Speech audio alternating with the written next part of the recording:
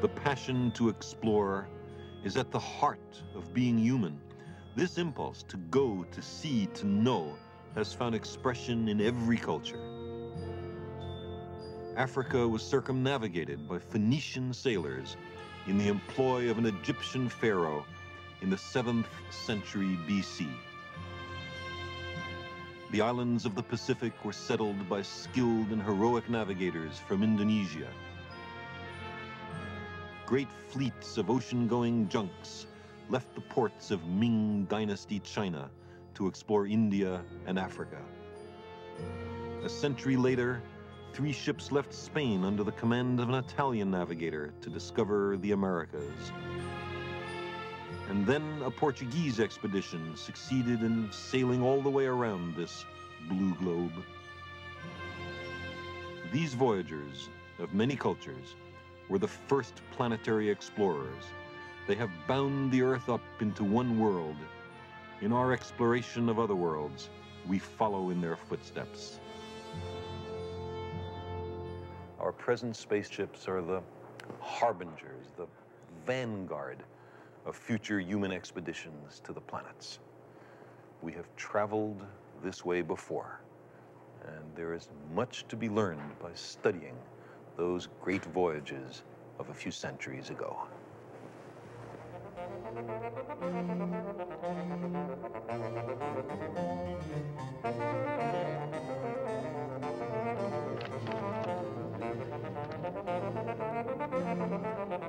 In the 17th century, the citizens of the new Dutch Republic pursued a course of vigorous planetary exploration. Holland was then a revolutionary society. It had just declared its independence from the powerful but stagnant Spanish Empire. And with a newfound self-confidence, Holland embraced, more fully than any other nation of its time, the spirit of the European Enlightenment.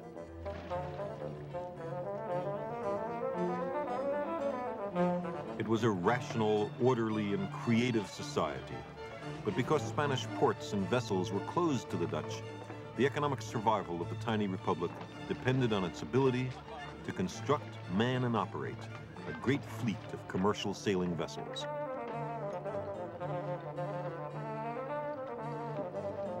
The Dutch East India Company was a combined governmental and commercial enterprise which sent shipping to the far corners of the world to acquire rare commodities and resell them at a profit in Europe. Such voyages were the life's blood of the Republic. Navigational charts and maps were classified as state secrets. Ships sometimes left with sealed sailing orders, the crews embarking for an unknown destination more than a year away on the far side of the planet. These expeditions were not only commercial exploitations, although there was certainly plenty of that. Besides the usual appeals of ambition, greed, national pride, and the thirst for adventure, the Dutch were also motivated by a powerful scientific curiosity and a fascination with all things new. New lands, new peoples, new plants and animals.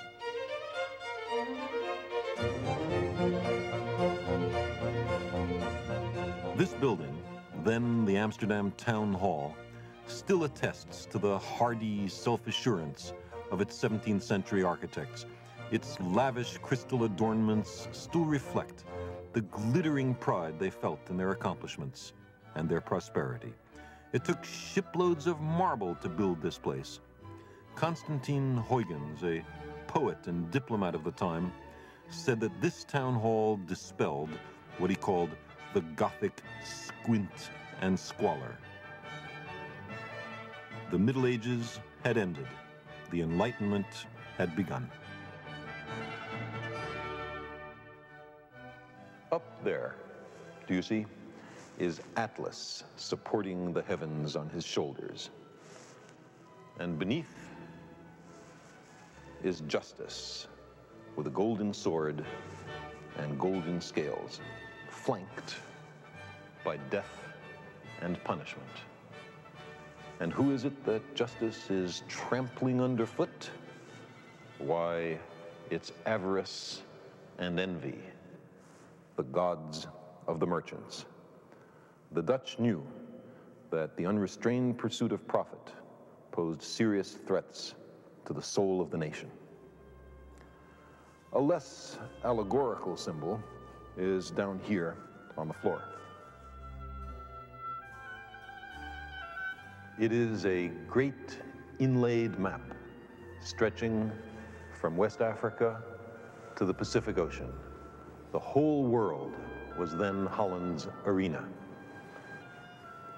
In a typical year, many sailing vessels set out halfway around the world for the Far East on voyages of exploration and discovery, of trade, journeys taking years to accomplish, down the west coast of Africa, through what they called the Ethiopian Sea, skirting the southern coast of Africa, through the Straits of Madagascar, and on past the southern tip of India to the Spice Islands, present-day Indonesia.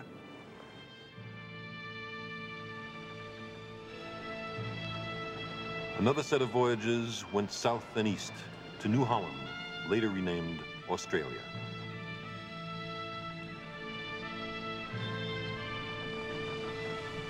And still other journeys ventured through the Straits of Malacca to the Empire of China.